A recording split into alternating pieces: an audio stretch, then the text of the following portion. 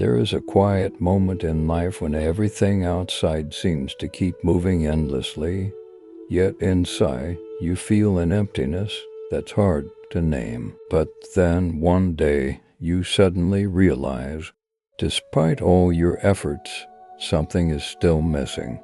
It's not material things, it's not achievements, it's a deep sense of peace, something you can't buy, borrow, or find by running faster through life. From moments like these, many people begin to turn toward Buddhism not as a religion to follow blindly, but as a path to understand themselves more clearly. Buddhism doesn't ask you to become someone else. It doesn't force you to abandon the world or live apart from life. Instead, it gently invites you to look again at how you think, how you react, and how you create suffering for yourself without even realizing it. What makes Buddhism unique is this: it doesn't promise a distant heaven after death. It doesn't rely on beliefs you cannot verify. Everything begins here, right in the present moment, within your own mind. The teachings of the Buddha are not abstract philosophies, but very practical observations about life. Why do people suffer? Why do we never feel satisfied?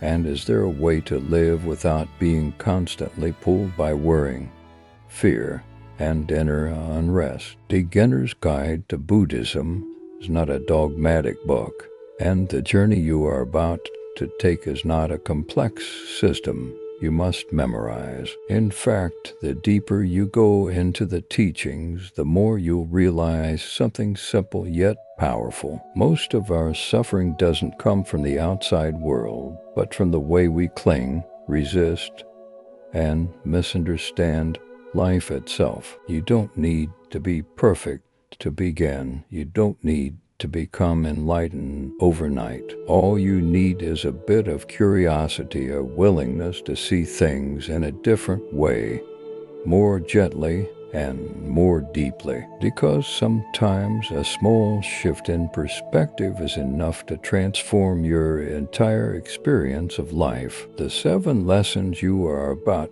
to explore are not success tips in the usual sense. They won't promise to make you richer, more famous, or in control of everything, but they can help you do something far more important: understand the nature of suffering and gradually let go of what is unnecessary. When you begin to understand that everything is impermanent, that emotions come and go, that circumstances constantly change, that nothing lasts forever, you stop trying to control everything so desperately. When you see that clinging to what you want and resisting what you don't like is the root of stress, you begin to learn how to loosen your grip, not to give up, but to release unnecessary resistance. And when you return to yourself, observing each thought, each emotion, without judgment, you slowly realize you are not those thoughts, you are not those passing emotions. There is a part of you that is always still, always clear, always present. You've just been too busy to notice it. This journey doesn't require you to go anywhere far. It begins right here in the way you breathe, the way you listen, the way you face what is happening inside you. And the beautiful thing is, the deeper you go within, the more freedom you discover, the kind you once believed had to be found outside. This is not a fast path, but it is a true one. And if you're willing to walk it step by step, slowly, with awareness, these 7 lessons may not only change the way you think, but also the way you live, the way you love, and the way you show up in this world. The first lesson of Buddhism doesn't begin with belief, it begins with seeing clearly.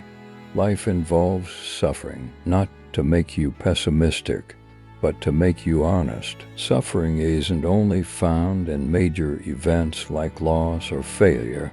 It's also hidden in very familiar experiences: the quiet anxiety, the sense of lack even when you have enough, the vague fear about the future, or the regret over a past that cannot be changed. When you dare to face this without avoiding it, a new door opens, because only when you truly see the nature of suffering can you begin to understand and move beyond it. The second lesson goes deeper. The cause of suffering is not the world, but attachment. We cling to pleasant feelings and try to hold on to them forever. We resist what we don't want and try to push it away. But life doesn't operate according to our desires. Everything is constantly changing, and it is this insistence that things must be different that creates tension. You don't suffer because something happened. You suffer because you wish it hadn't. You don't feel pain just because you lost something. You feel pain because you cannot accept that loss. When you begin to recognize this pattern within yourself, you see that suffering is not fate, but a process that can be understood. The third lesson points to a possibility. If suffering has a cause, it can also come to an end. This is not an unrealistic promise, but a very real potential. When you let go of attachment, when you stop forcing life to follow your expectations, a space opens up in your mind. In that space, there is lightness, there is freedom. You still experience life, you still feel joy and sadness, but you are no longer carried away by them. It's like standing by the riverbank, watching the water flow, instead of being swept away by the current. The fourth lesson is the path, the middle way, not extreme, not forced, not avoidant. It is a way of living in balance between two extremes, between indulgence and excessive control. In daily life, this shows up in small choices: how you speak, how you respond, how you take care of yourself. The middle way is not an abstract idea, but an art of living, knowing when to pause, when to move forward, when to let go, and when to persist. The fifth lesson brings you back to the present moment.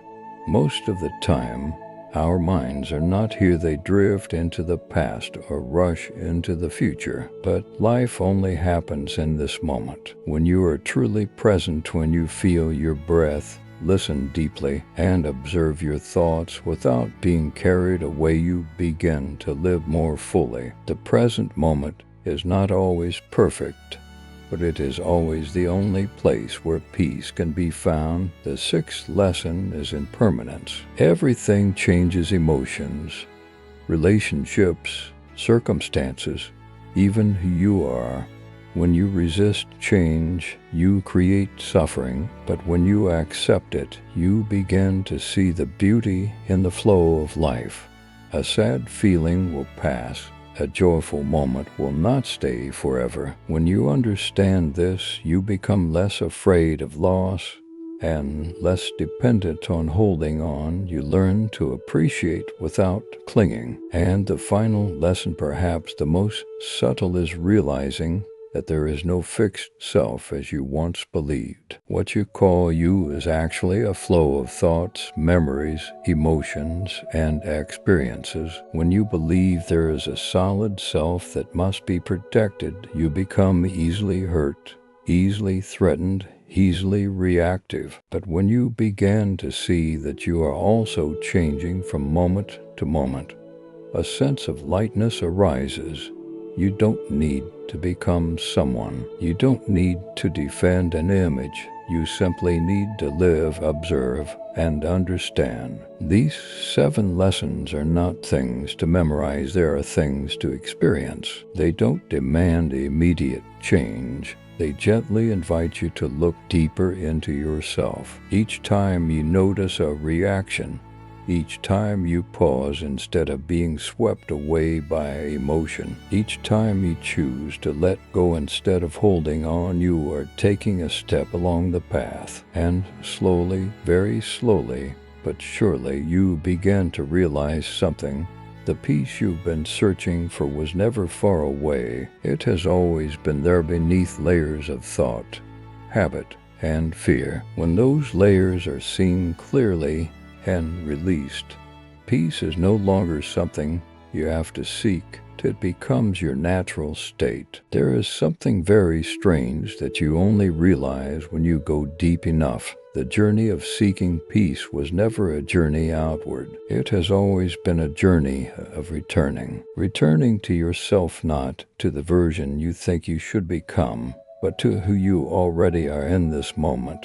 With all your imperfections, your unnamed fears, and even the quiet spaces you once tried so hard to fill, the 7 lessons you've just explored are not knowledge to accumulate, but doors to open. Each door doesn't lead you somewhere new. It helps you see more clearly what has always been there. You begin to see that suffering is not an enemy, but a silent teacher. You begin to understand that attachment is not strength, but a source of exhaustion. And more importantly, you realize that freedom doesn't come from controlling everything, but from letting go of what is unnecessary. Life may not change immediately after you understand these things.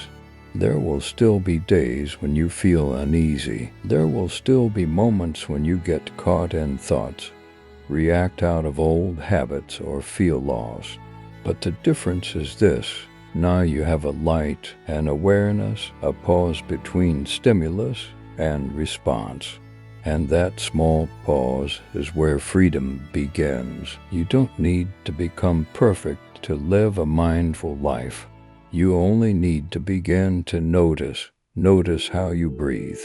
Notice how you speak to yourself. Notice the moments when you are trying to control, clinging, or resisting.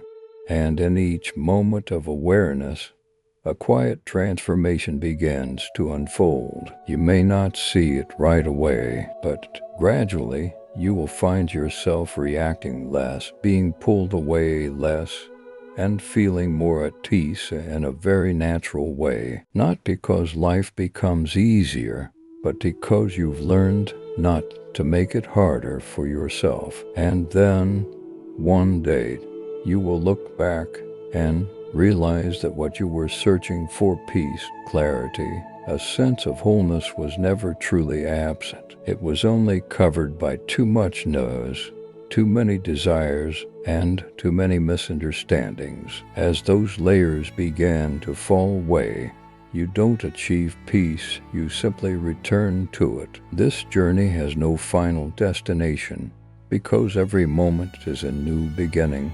Every breath is an opportunity to awaken. Every thought is a chance to see more deeply. And each time you choose to pause instead of chasing, you are moving in the right direction, quietly but steadily. If these reflections resonate with any part of you, even a small part, leave a comment below. Not to prove anything, but to give yourself a moment to pause and notice what is truly happening within you right now. Sometimes simply writing it down is enough to bring clarity. And if you wish to continue this journey, the journey of returning, of understanding yourself, of living more deeply in a restless world, consider subscribing to the channel. Not to follow someone else, but to remind yourself to come back again and again. Because in the end, everything you are searching for